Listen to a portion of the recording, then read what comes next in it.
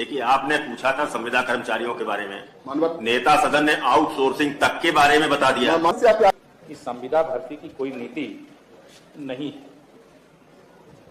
संविदा पर दिनांक 31 दिसंबर 2001 से पूर्व से लगे हुए व्यक्तियों के विनियमितीकरण उत्तर प्रदेश लोक सेवा आयोग के क्षेत्र के बाहर समूह ग और घ के पदों पर सरकारी विभागों में दैनिक मजदूरी या कार्यप्रभार या संविदा पर कार्य कर रहे व्यक्तियों के विनियमितीकरण नियमावली 2016 प्रख्यापित की गई।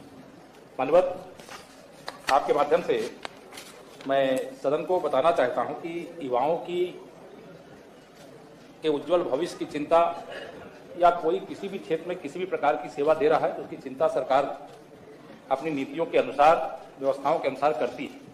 वर्तमान में जो उत्तर प्रदेश के अंदर व्यवस्था है वो जैम पोर्टल के माध्यम से आउटसोर्सिंग की व्यवस्था प्रभावी है, जिसके अंतर्गत आउटसोर्सिंग कर्मी के हितों के संबंध में शासनादेश दिनांक 18/12/19 और 10/12/21 एवं दिनांक 18/4/22 को निम्नवत व्यवस्था की गई। इसको माननीय सदस्य जान लें, कर्मियों को विलंब से भुगतान किए जाने की स्थिति में विभाग द्वारा आउटसोर्सिंग एजेंसी को उपलब्ध कराई गई धनराशि पर 18% ब्याज व पेनाल्टी लगाई जाएगी।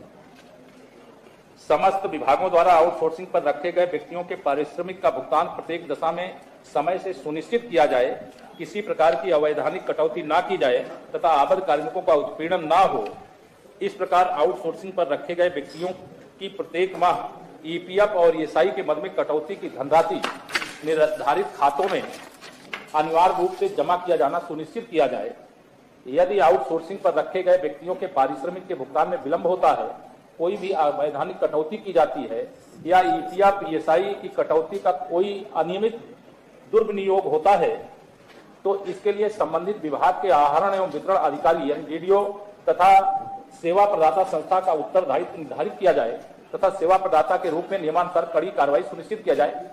मानव सेवा योजन विभाग द्वारा संचालित पोर्टल sevayojan.up.nic.in पर उपलब्ध कार्मिकों में से वरिष्ठता के स्थान पर अब केवल कंप्यूटर द्वारा रैंडम आधार पर ही कार्मिक लिए जाएंगे। इससे आउटसोर्सिंग कार्मिकों के चयन में इच्छुक अभ्यर्थियों को आवेदन करने की अंतिम तिथि तक आवेदन के अवसर का लाभ मिल सकेगा एवं चयन प्रक्रिया की व्यवस्था अधिक से अधिक पारदर्शी हो सकेगी।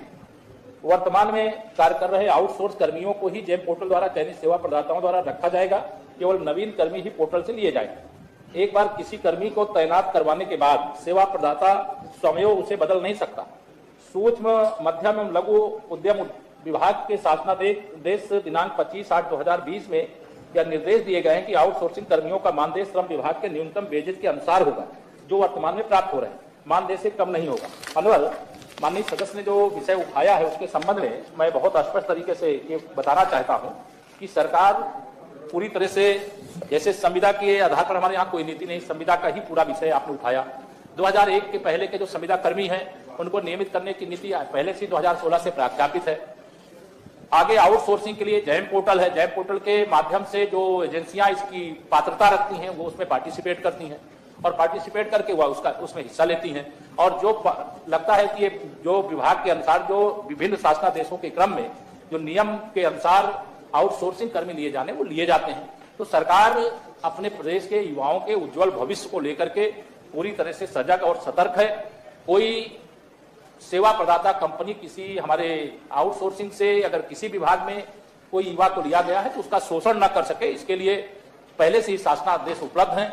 और जो संविदा कर्मी उनके लिए 2001 के पहले के जो हैं उनके लिए 2016 के शासनादेश के क्रम में जो नीति है उसके अनुसार हम कार्रवाई कर रहे हैं। और इसलिए मानवर ये जो सूचना है यह मैं समझता हूं आपने पूछा था संविदा कर्मचारियों के बारे में, नेता सदन ने आउटसोर्सिंग तक के बारे में बता दिया। अब क्या रह गया? संविदा कर्मचारियों का तो बताया, आउटसोर्सिंग